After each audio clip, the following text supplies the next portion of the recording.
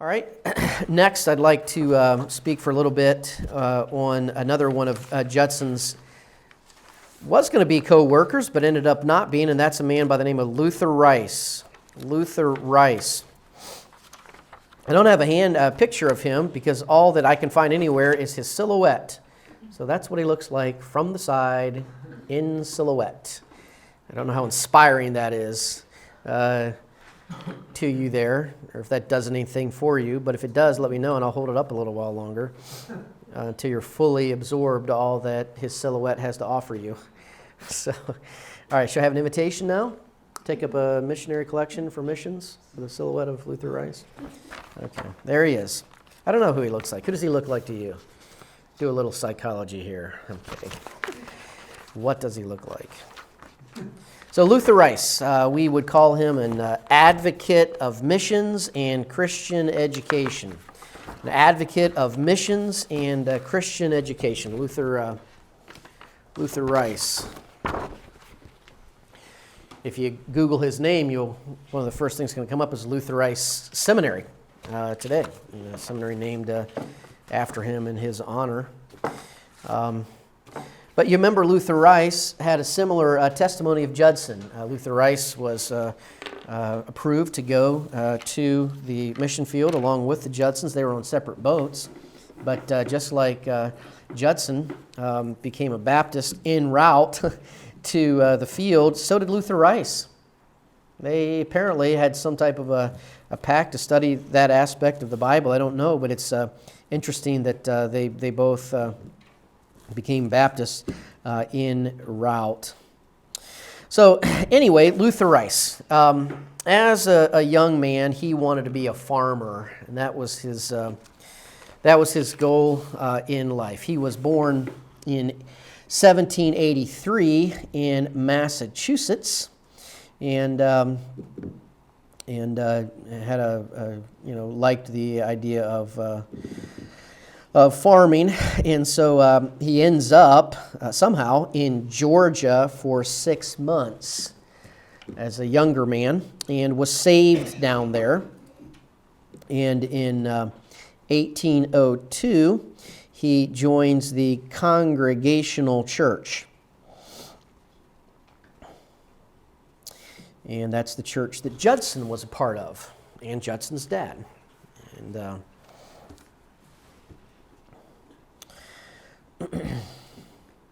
he spends some time, Luther Rice did, at Williams College. And at Williams College, there's a young group of preachers and aspiring missionaries who called themselves the Brethren. The Brethren.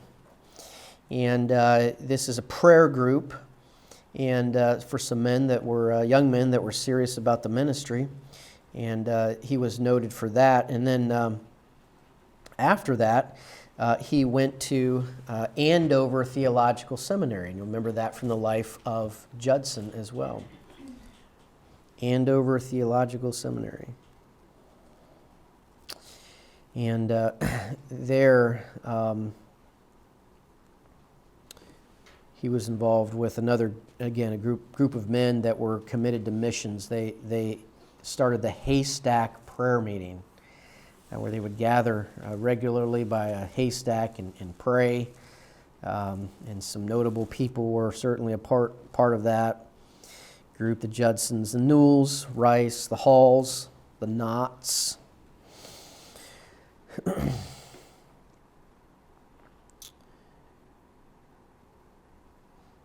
February 18th, 1812, Rice leaves around the time that the Judsons left, and they sail to India, and where they meet up with the Baptist missionary William Carey. And again, that trip was 166 days. And Rice becomes a Baptist by conviction on the way over.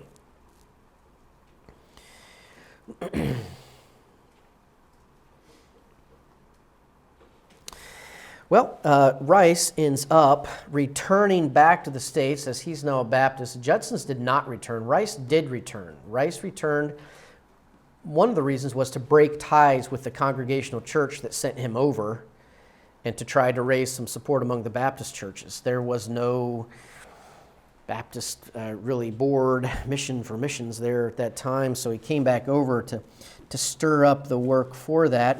And you know, by 1814, 2 years later, the Triennial Convention meets for the first time. And Luther Rice was influential in traveling to Baptist churches to stir up the cause of missions and to try to encourage them about this foreign missions that was going on. Rhode Island College had become Brown University, and in 1814, Brown University gave Luther Rice an honorary doctorate for the work that he'd already done, those 2 years of work that he'd done in promoting the cause of Baptist missions. So again, Brown University, an Ivy League school now, Rhode Island College, they were very supportive, and they'd honored pioneering Baptist missionaries. When's the last time an Ivy League school, you think, honored and gave an honorary doctorate to a pioneering independent Baptist fundamental missionary? Probably been a while, hasn't it? Maybe the last time was, I don't know, what do you think, Luther Rice? Just guessing. Probably about 202 years ago would be my guess, is the last time they did that, like in 1814. So Rice gets this honorary doctorate, so somewhere along the line, despite a desire on his part and a desire on the Judsons' part for Rice to go back to Burma, Rice never did. He spent the rest of his life in the States doing what he did for those first 2 years, traveling across America by horseback to raise funds and awareness for Baptist missions. He wanted to raise money and he wanted to raise workers. And he spent his life doing that and promoted missions.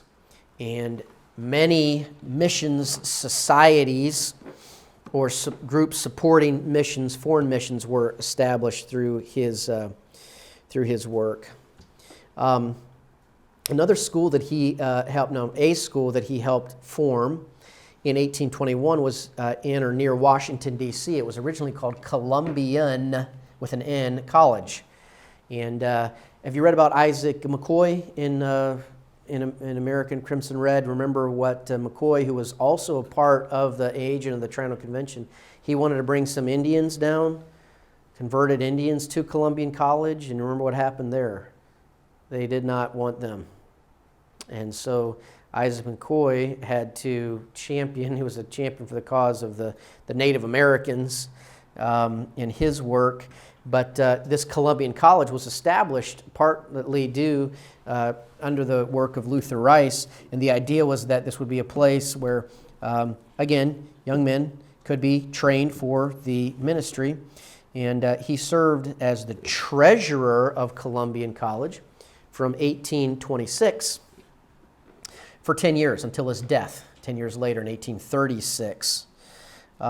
Today, Columbian College is now George Washington University, GWU, in Washington, D.C. In fact, I'm told that the main administration building at George Washington University is called Luther Rice Hall, even to this day. So Rice traveling diligently through the states, raising funds for missions, and he never married. And I think part of it may have been attributed to the fact that his ministry was very, very mobile. He was traveling. I don't know that he had much of a home. He traveled by horseback. Something I'm sure that future wives would love the idea of. Yeah, we're going to go into evangelism, and instead of pulling a trailer, we're going to go ahead and just use the horses. And you can ride behind me for 50 years on horseback. What do you say? I think that you're not God's will for my life. I think I just want to be friends. It could be that, when he was trying to tell people, potential suitors, about dating, they said, send us a picture, and he sent them that. They're like, what's he hiding? It's just being tricky there. I wonder what, that might be it. I don't know. You know, Facebook profile was just a profile. So, anyway. I could make a lot of comments right now, but I'm not going to. I will make one. Maybe some of you guys should try that. Like, I got a good heart. I have a black silhouette picture, but I got a good heart. I bet you do. I bet you do. Why don't you find a lady that wants to send you a blacked out face too? Maybe you guys can get together. You silhouetters.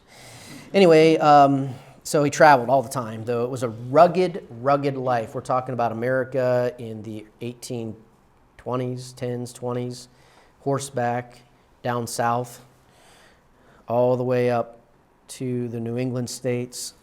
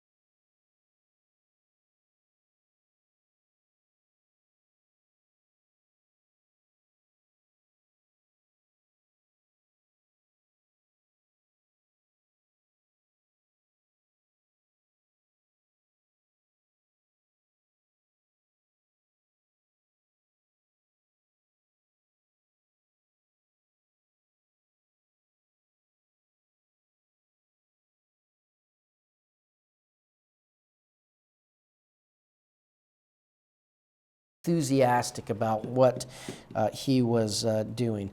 And I mentioned that he died in South Carolina. He died alone in South Carolina in 1836.